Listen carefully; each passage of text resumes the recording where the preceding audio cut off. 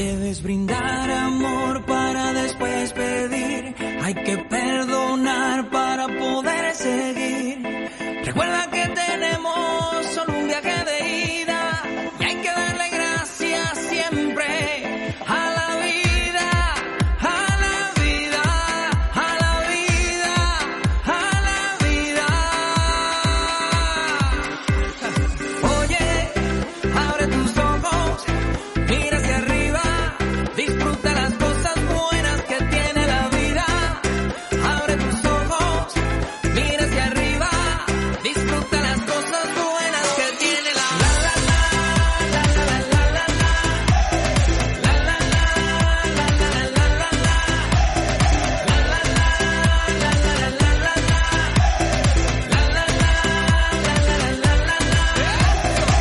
Cuando estés perdido y no sepas dónde vas, recuerda